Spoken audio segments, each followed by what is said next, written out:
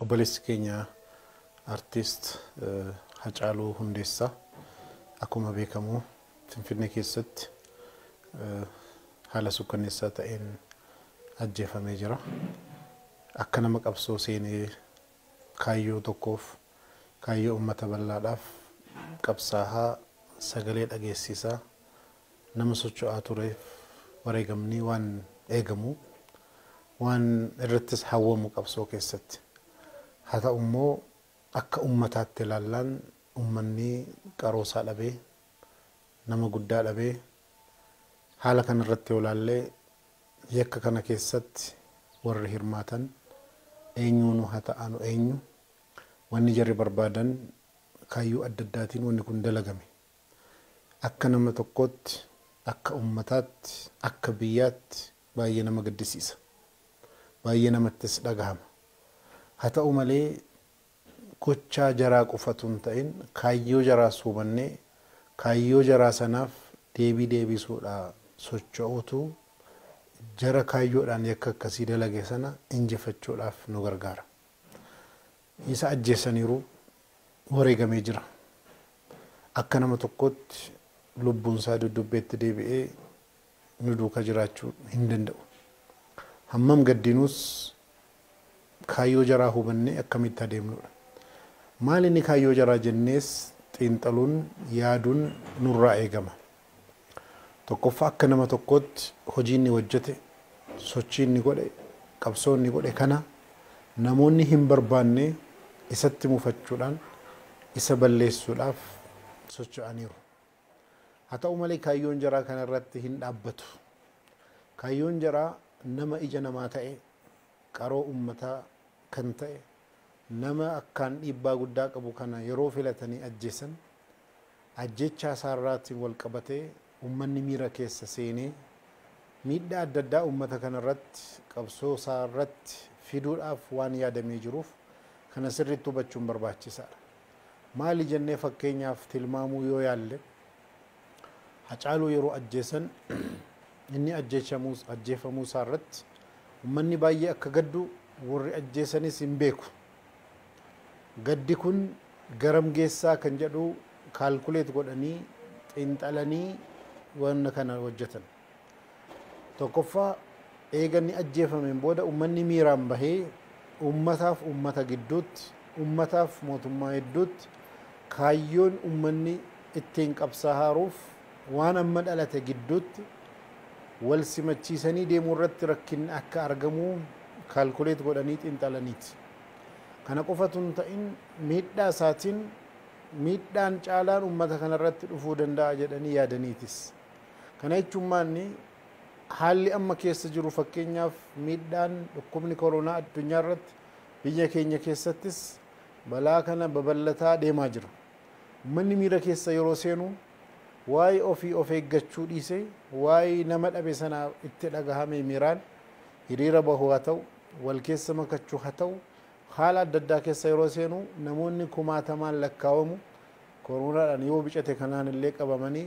dhukkubsachuu lubbuu dhabuu uummata kana irratti gadda isaa babal'isuudhaaf yaadamee ta'uu danda'a. Akkasumas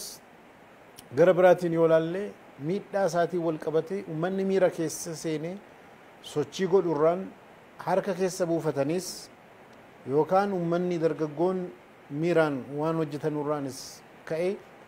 rakkinni adda addaa yeroo argamu uummata sabaan Oromoo hin taane qabeenya jaraarratti eenyummaa jaraarratti miidhaan akka dhufu godhanii uummanni bal'aan kun nama biraa saba biraatiif kunoo ilaalchinni qabu hojiinni qabu laalaa jedhanii deebisanii kanaan nuti taphachuu barbaadu jira. Kana qofa sun ta'in biyya bulchaa Oromoon naannoo isaa keessatti kunoo dirree jeequmsaa ta'ee jedhanii deebisanii kanaanis uummatatti qoosuun uummata kaanitti mul'isu addunyaatti mul'isuun barbaaduun keessa jira. Kana qofa hin ta'in akkasumas garaagarummaa laalcha siyaasa tokko tokkoon ergasii argamaa ture gara bal'isanii gara hin taane geessuudhaafis deemu. Maaliif taateen tokko kan nama rifachiiftu kan nama guddaa akkanatti hin dhaban yeroo argamu namni haala adda addaatiin eessatti haa awwaalamu akkamitti haa awwaalamu akkamitti isa haa yaadannu warra yakka kana dalagan eenyu ta'uu danda'a akkamiin to'annoo jara oolchina kana hunda irratti garaagarummaa yaada argamuu danda'a nama waan taaneef miira keessa seennee waan jiruuf waan nutti dhagahamee jiruuf kana hunda keessaa yakka tokkoon bu'aa hedduu argachuudhaaf kaalkuleet godhanii hojjetani yoo kana ta'ee tokkoffaa warra yakka kana dalagan eenyuun haa ta'u garee haa ta'u nama dhuunfaa haa ta'u mormitoota keessaa haa ta'u dhaaba siyaasaa mootummaa keessaa haa ta'u nama dhuunfaa isaan rakkina qabu haa ta'u abbaa barbaade haa ta'u dhugaadhaaf wal'aantummaa seeraadhaaf dhaabbatanii qoratanii adda baasanii yakka kana nama dalage qofarratti tarkaanfiin seerri ajaju fudhatamuun waan yerootti hin kennamne mootummaanis humna qabu hunduma fayyadame yeroo gabaabaa keessatti duddubbee ajjechaa kana eenyu jira kan jedhu ifa baasuun dirqama isaati dirqama seeraa qofatu hin ta'in dirqama akka lammii tokkotti dirqama seenaan itti gaafachuu danda'a waan ta'e jiruuf humna guutuudhaan itti deemuus qaba jedhetan amana gara biraatiin kanaa wal qabate immoo rakkinoonni tokko tokko argamanii jiru akka biyyaatti magaalaa tokko tokko irratti gubannaan adda addaa akkasumas qabeenya adda addaa balleessuun argamaa jira walitti bu'iinsi ummataaf warra qaama nageenyaas akka argamaa jiru dhagahaa jira anaaf kun waan ta'uu qabu miti maaliifi anna akka nama muslima tokkotti yoo laalu rabbiin quraana keessatti maal jedha namni tokko yakka dalagee yakka isaatiin namni biraatti hin gaafatamuu jedha yakka namni tokko sabaan wal fakkaatu amantaadhaan wal fakkaatu hin fakkaata jechuudhaaf ammallee adda baafne eenyu akka ta'e ammallee barree qabatamaadhaan irra hin geenye garuu miira keessa seenni nama biraa irratti garee isaa ta'uu danda'a saba isaa irraa ta'uu danda'a amantaa isaa irraa ta'uu danda'a jedhanii tarkaanfii fudhachuun rabbiin biratti nama gaafachiisa maaliifi namni nagaa tokko ajjeesuun ergamaa rabbii sallallahu alaihi wasallam hadiisa bukaarii keessatti nabiyyi rabbii tokkotu mixiiti rakkifteen hirriba dhawwite rakkiftee jennaan gaazii itti bobaasee mixii hedduu fixe kan si nyaatte kan si rakkifte mixii tokko mixiin kaan maal balleessanii kana gaaziidhaan fixxee jedheen rabbiin akka gaafateen hadiisa keessatti argina yoo lubbuu namaati akkana gaafatamuun dhufe ilma namaa kabajamaadha nama yakka hin dalagne yakka dalagus seera bira dhihaatee ilaalamee murtiin otuutti murtaahin namni kara deeman abbaan barbaade tarkaanfii fudhachuun sirrii miti anarratti barumsa irraa barachuu qabna kan badaa jiru qabeenya naannoo keenya keessa jiru qabeenya akka dhuunfaatti keenya ta'uu baatus kan ummata keenyaati kan biyyaati kan nama nu beeknuuti kan rakkina adda addaa keessa jiraatee maatii nama ittiin bulchuuti kanarraa of qusachuun dirqama dhaamsi an qabu kaan mootummaadhaafis mootummaan garaa bal'inaan waan akkanaa irratti socho'uun dirqama isaati ummataa jedheetu hin ta'in ofii isaatiif illee jedhe jechuudha maaliifan kana jedhaa lubbuun obboleessa keenyaa tokko bade jennee lubbuun bira akka badu sababa uumuun nurraan eegamu dhuguma olaantummaa seeraa kabachiisuun dirqama mootummaati haa ta'u malee olaantummaa seeraa kan kabajamu ummataaf mirgi ummataa akka kabajamu nageenyi ummataa akka kabajamu wajjiniin jiraachuun ummataa akka kabajamu gabaabinatti fedhii ummataa guutuudhaaf jecha olaantummaan seeraa kabajama seerris kan bakka bu'oota ummataatiin seera godhamee labsamu fedhii ummataa guutuudhaaf eega kana ta'e